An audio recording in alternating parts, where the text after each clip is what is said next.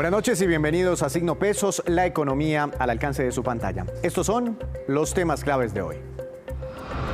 Nuevas reglas para las viviendas subsidiadas. El Congreso aprobó una ley que moderniza las condiciones en las que una familia podrá acceder a un subsidio de vivienda, financiar el inmueble y posteriormente venderlo. Hablaremos con el viceministro de Vivienda para explicar los alcances.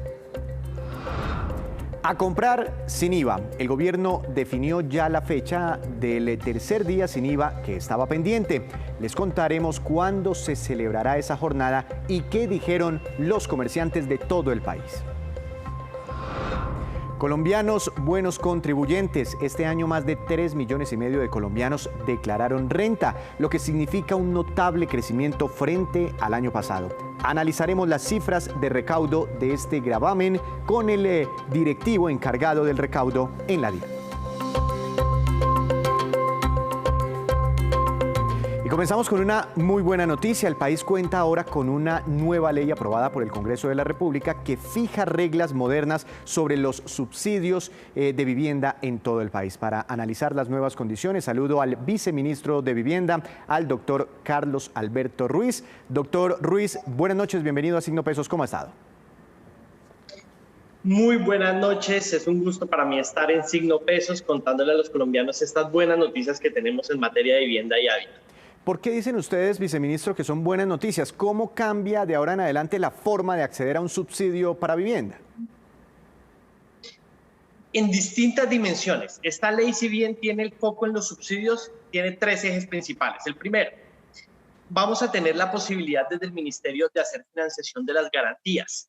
¿Qué significa las garantías? Que cada vez que una familia va a acceder a un crédito, usualmente le pedían tener algún respaldo adicional aparte de la hipoteca.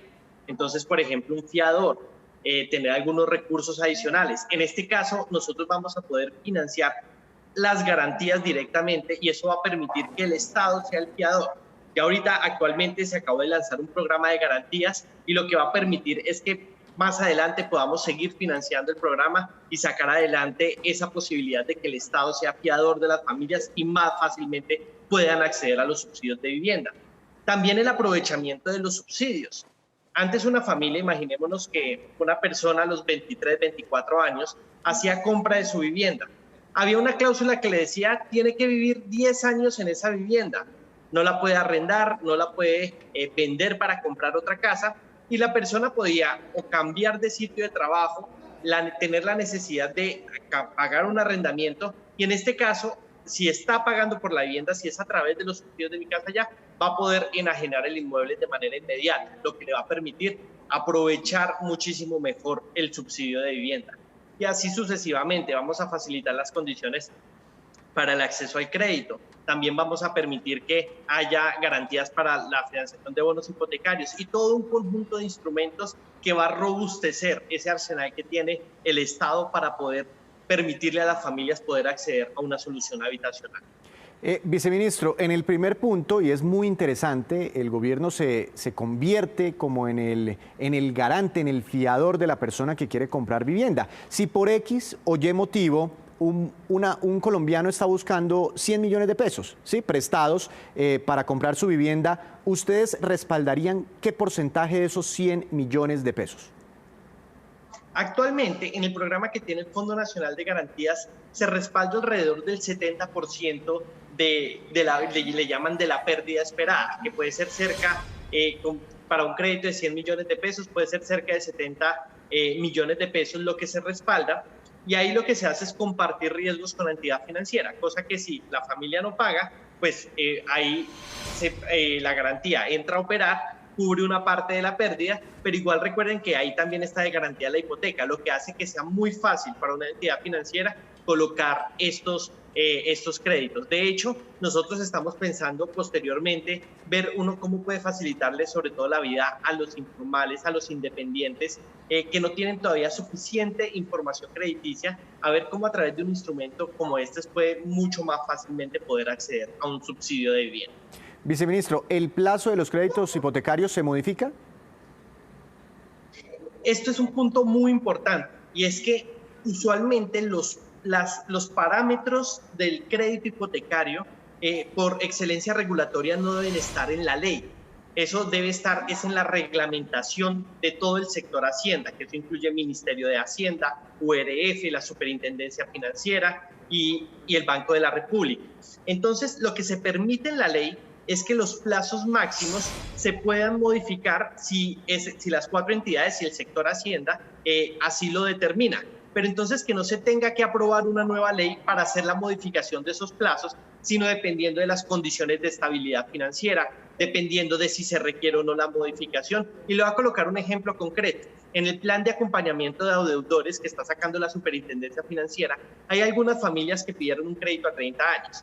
Ya han pasado 15, 20 años, quedan 10 años por pagar, y para hacer esa modificación de crédito, por ejemplo, quieren redefinir y extender un poco el crédito. En este momento no lo pueden hacer porque ya hay un plazo fijado. Entonces nosotros, ¿qué es lo que quisimos con la ley?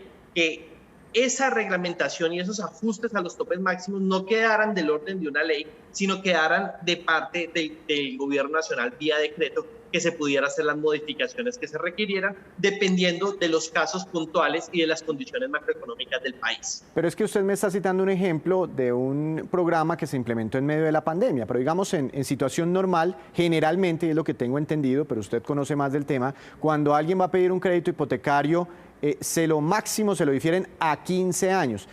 Lo que usted me quiere decir es que se abre la posibilidad con esto a tener plazos de créditos hipotecarios más largos. En este momento, de hecho, antes de la pandemia, ya muchas originaciones de crédito venían siendo a 30 años. Por ejemplo, en el caso del Fondo Nacional del Ahorro, buena parte de los créditos que se prestan están a 30 años. Entonces, ya en este momento, lo que decía la ley es que los créditos hipotecarios iban de 5 a 30 años. ¿Qué es lo que se hace con la ley? Que si el gobierno nacional, en este caso el sector Hacienda, así lo determina, pueden extender el plazo máximo de los créditos dependiendo de cómo estén las condiciones del país. Entonces, por ejemplo, ellos podrían decir de manera generalizada, vamos a aumentar el plazo máximo a 35 años o a 40 años. Pueden decir, para unos programas puntuales vamos a extender el plazo. ¿Qué es lo que hacemos? Sacamos ese parámetro de la ley y lo dejamos para reglamentación del gobierno nacional.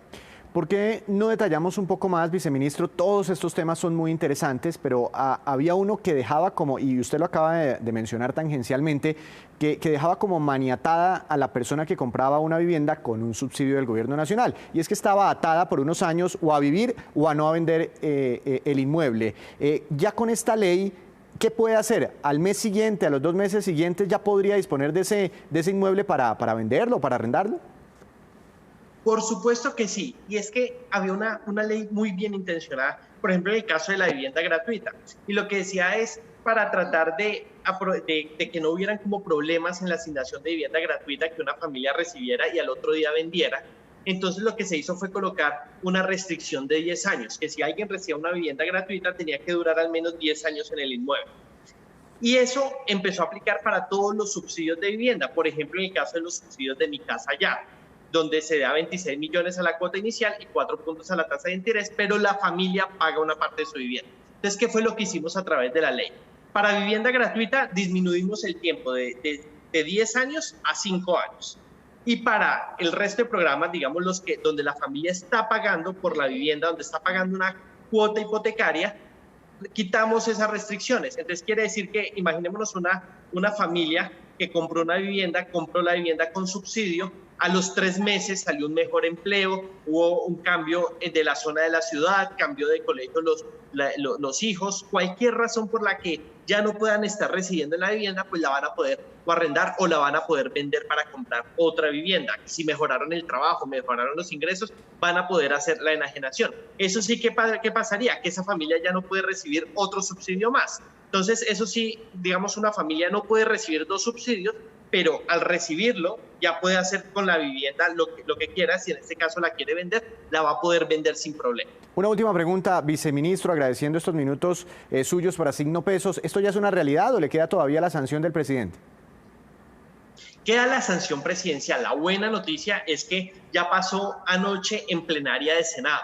Quiere decir que ya surtió el trámite de las comisiones séptimas de Cámara y de Senado, que por tener mensaje de urgencia esta ley se citaron de manera conjunta. Ya pasó la plenaria de Cámara, ya pasó la plenaria del Senado. La conciliación y la sanción presidencial son los siguientes pasos, pero digamos que los 4 debates se surtieron de manera exitosa y por eso las buenas noticias de esta ley. Pues estamos muy cerca. Doctor Ruiz, muchas gracias por estar esta noche aquí en Signo Pesos, que esté muy bien.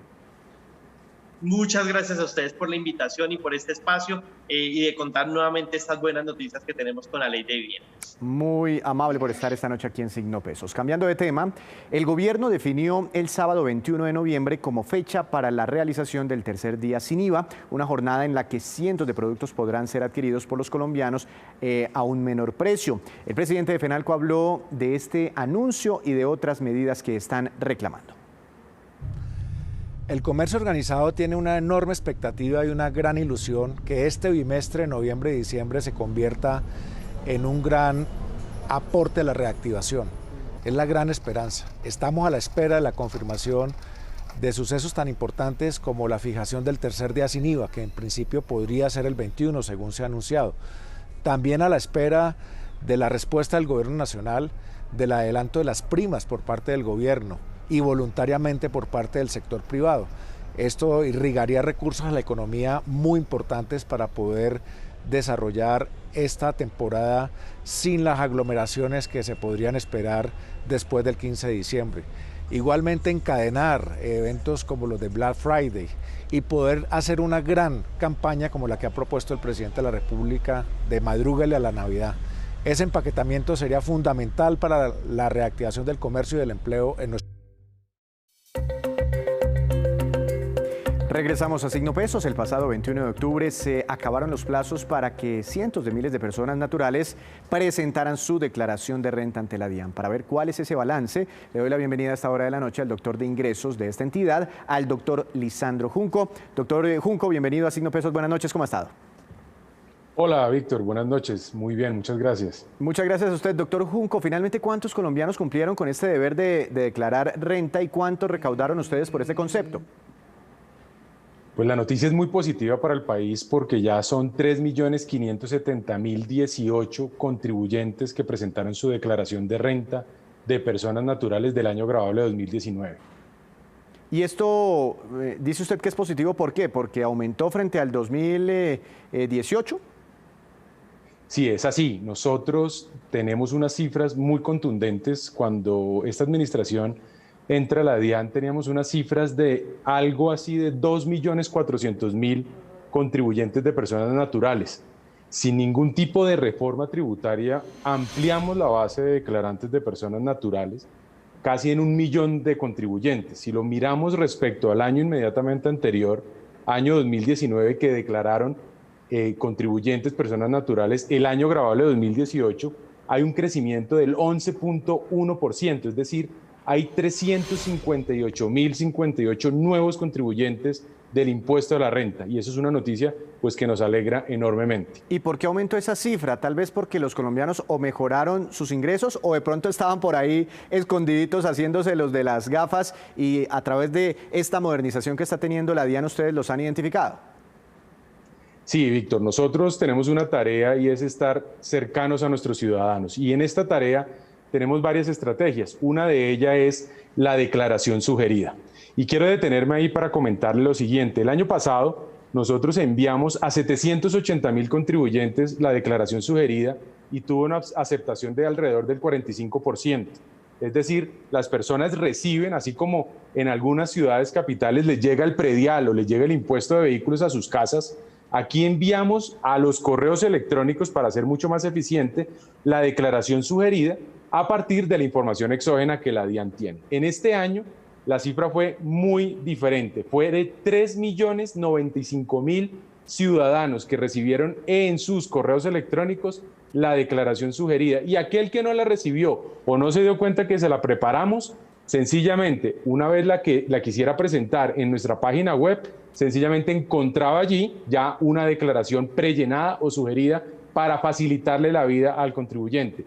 La gran noticia es que el 52% de estos 3.095.000 contribuyentes aceptó uno o todos los datos que nosotros les enviamos para facilitarle la vida a nuestros ciudadanos. Y eso explica en gran parte este crecimiento en el número de declarantes. Y bueno, estos 3,5 millones de colombianos mal contados, ¿cuánto pagaron en el impuesto de renta? Es decir, las personas naturales, producto de sus ingresos, producto de sus rentas, ¿cuánto le aportaron al presupuesto de la nación?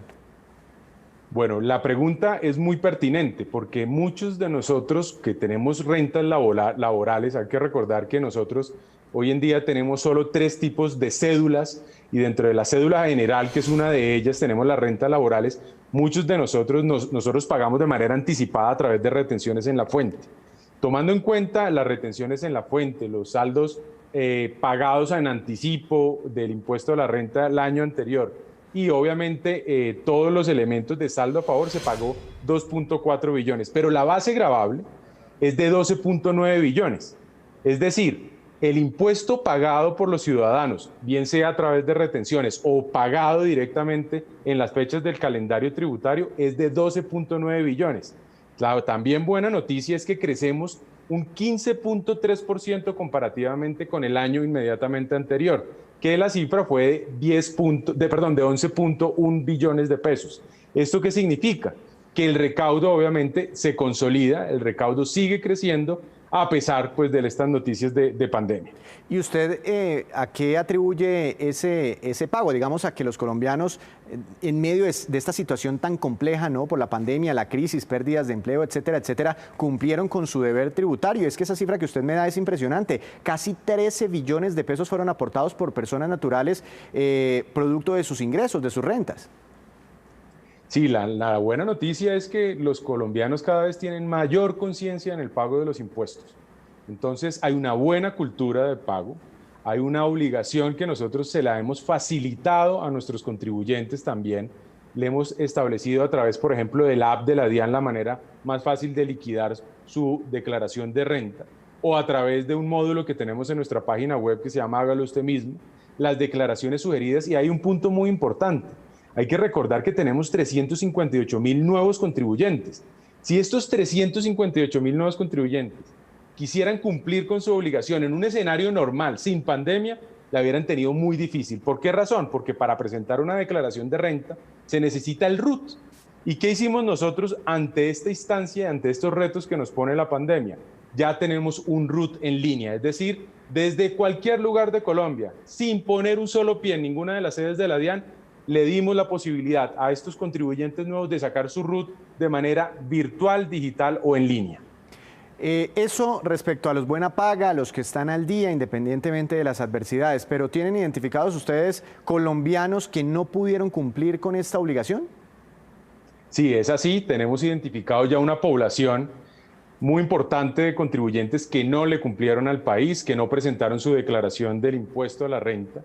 ¿Y cuál es la invitación? La invitación es que estos colombianos entiendan la obligación de pagar sus impuestos para financiar al Estado. Eso significa que hay una necesidad de presentar las declaraciones, liquidar la sanción de extemporaneidad y lograr así un recaudo tributario. Si el colombiano ve o el ciudadano se da cuenta que no es posible poder liquidarlo, tenemos unos beneficios como el anticipo, como el acuerdo de pago o facilidad de pago, es decir, pagar esta declaración a través de plazos o a través de acuerdos de pago.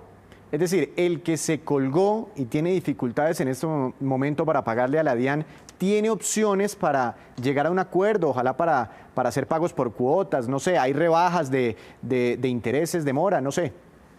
Sí, hay una muy buena posibilidad, una tasa de interés que nunca ha existido en nuestro ordenamiento jurídico. Hoy en día existe gracias a un decreto de emergencia económica que sacamos en la pandemia, pero tiene que ser antes del 30 de noviembre, que el contribuyente diga, mire, yo quiero ponerme al día con la DIAN, quiero pagar a plazos, quiero pagar por cuotas y el beneficio es pues que tendrá una tasa de interés muy baja, que es la tasa de interés corriente bancario, no una tasa de interés moratorio. Una última pregunta para dimensionar esta cifra de los colombianos que pagan renta, esta cifra de 13 billones de pesos, más o menos de cuánto es el recaudo tributario de la DIAN y qué porcentaje corresponde ya a este impuesto de renta. Es decir, si excluimos el IVA, si excluimos lo que pagan las empresas, ¿ya cuánto están aportando los colombianos?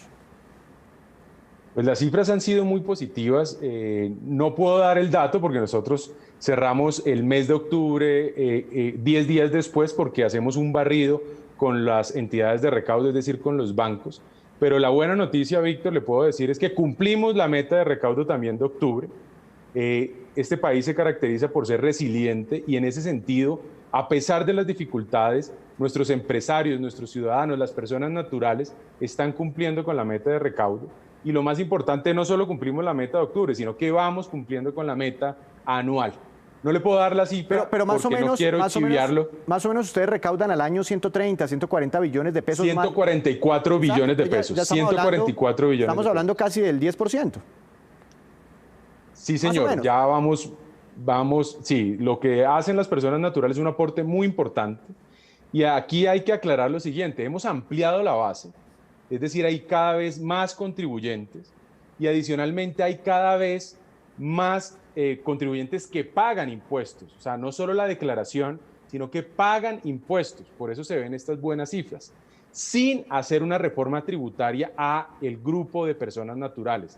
Las personas naturales siguen contribuyendo según sus patrimonios, aquellos que tengan 4.500 VT o unidades de valor tributario o 1.400 VT de ingresos. Eso significa que sin nosotros mover estos criterios que están definidos ya desde hace bastantes años, nosotros estamos consolidando una ampliación es decir, un número mayor de contribuyentes y más recaudo. Doctor Junco, pues muchas gracias por contarle al país a través de Signo Pesos estas noticias sobre recaudo de impuestos. Que tenga una feliz noche. Muchas gracias. Regresamos a Signo Pesos con esta que es la cifra económica del día. Menos 6,5%.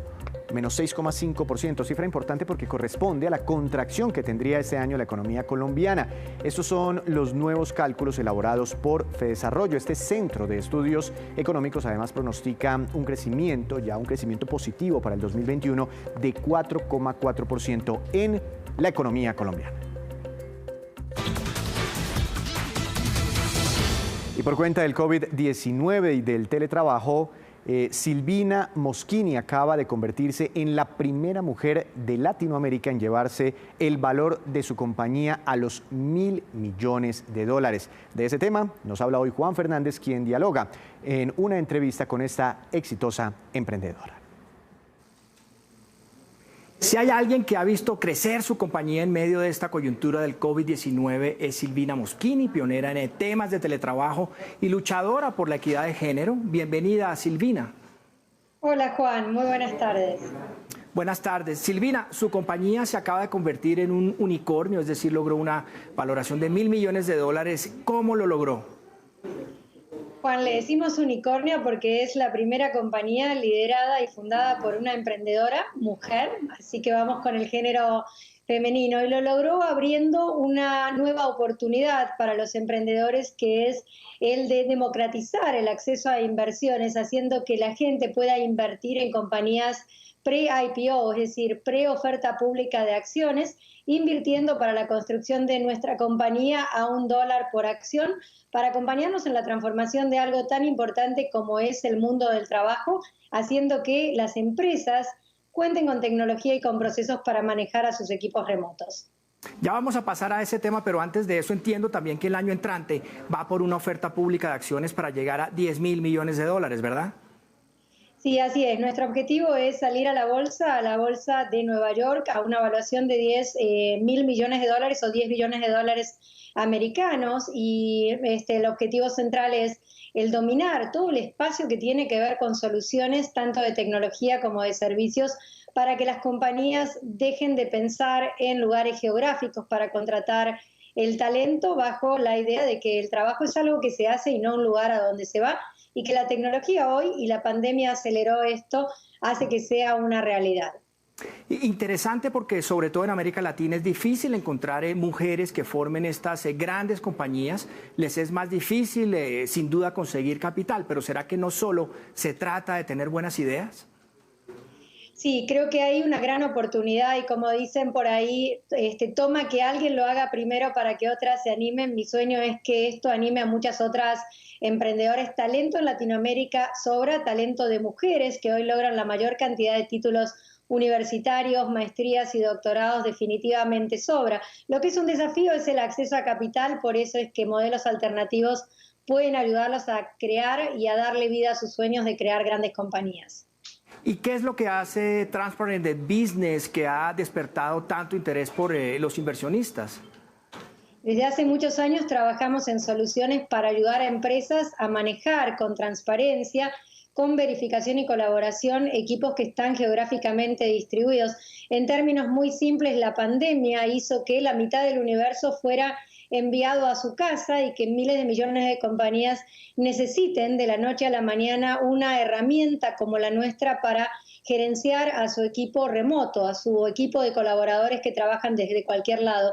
Eso hace que tengamos una solución y que estemos listos para tomar una gran oportunidad cuando la oportunidad se presentó, porque estuvimos trabajando con esto desde mucho antes de que fuera tan popular el trabajo remoto.